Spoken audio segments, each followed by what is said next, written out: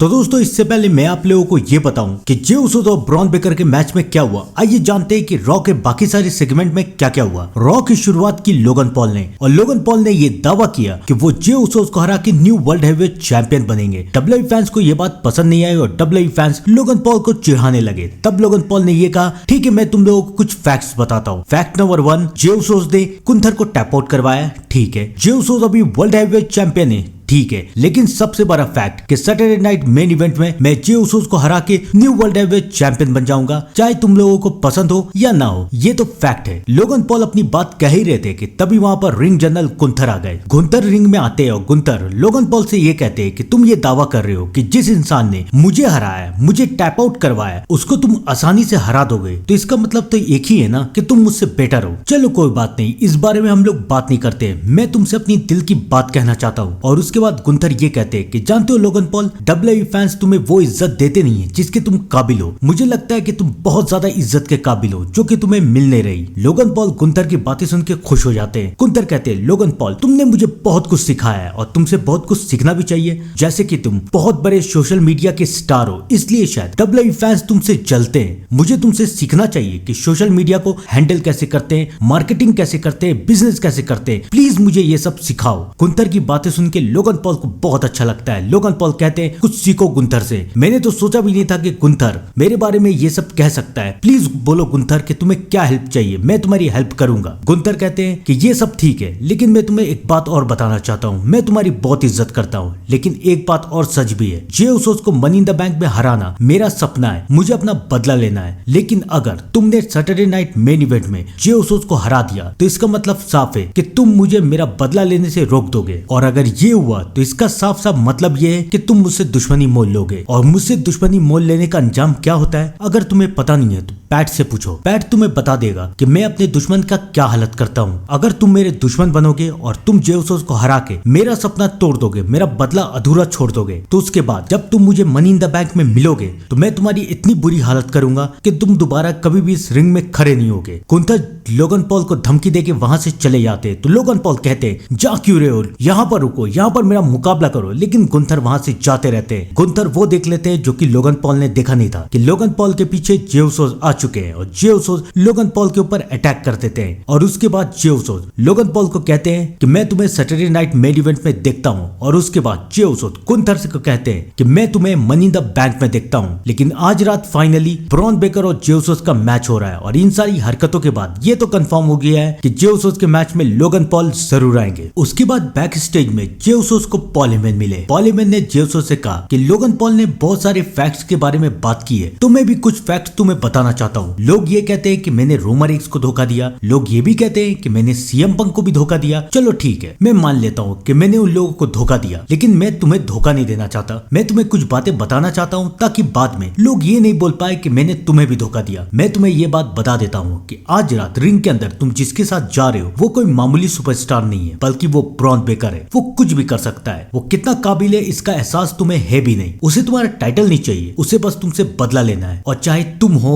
Gunther हो, Logan Paul हो, कोई भी हो, सबको ये बात पता होनी चाहिए कि डब्ल्यूडब्ल्यूई का और वर्ल्ड हेवीवेट चैंपियन का फ्यूचर बस एक ही है, और उसका नाम है सेथ फ्रिकिंग रॉलिंग्स। इसका मतलब बहुत साफ है कि सेथ रॉलिंग्स अब वर्ल्ड हेवीवेट टाइटल के लिए आने वाले हैं। उसके बाद एक टैग टीम मैच में अमेरिकानों की मदद से फिन बैलर और जेडी ने एजे स्टाइल और पेंटा को टैग टीम मैच में हरा दिया। फिर उसके बाद बैक स्टेज में लोगन पॉल काफी परेशान थे, तो लोगन पॉल के पास आए सेथ रॉलिंग्स। लोगन पॉल ने कहा, सेथ अभी मेरा बात करने का मन नहीं है। सेथ रॉलिंग्स ने कहा कि मैं तुम्हारी फायदे की बात करने आया हूँ। देखो आज रात जे उसोस का मैच होने वाला है, और इस बात की गारंटी मैं तुम्हें देता हूँ कि आज के मैच के बाद जे उसोस बहुत इंजर्ड हो जाएगा। जे उसोस शायद चलने के भी काबिल ना हो, और ये तुम्हारे लिए मौका है कि सैटरडे नाइट मेन इवेंट में तुम जे उसोस को हरा के न्यू वर्ल्ड हेवीवेट चैंपियन बन सकते हो। और अगर तुमने जे उसोस को हरा दिया और तुम चैंपियन बन गए, उसके बाद तुम गुंथर को फेस करोगे। और अगर गुंथर को भी हरा के तुम फिर से वर्ल्ड हेवीवेट चैंपियन रहते हो, तो उसके बाद तुम्हें पता है कि तुम्हें किसे थैंक्स कहना है, यानी कि मुझे। और उसके बाद शायद हमारा रेसलमेनिया वाला रीमैच फिर से हो, Seth Rawlings versus Logan Paul, लेकिन इस बार वर्ल्ड हेवीवेट टाइटल दांव पे लगेगा। सेथ रॉलिंस की बातों से पूरा पता चल रहा था कि सेथ रॉलिंस जे उसोस को इंजर्ड करने के प्लान पूरी तरीके से बना चुके हैं। Women's money in the bank qualifying के लिए रॉक्सेन, बेकी लिंच और नटालिया का मैच हो रहा था। बेकी लिंच ये मैच जीतने ही वाली थी कि तभी वहां पर लायरा आ गई। लायरा और बेकी लिंच के बीच में ब्रॉल हुआ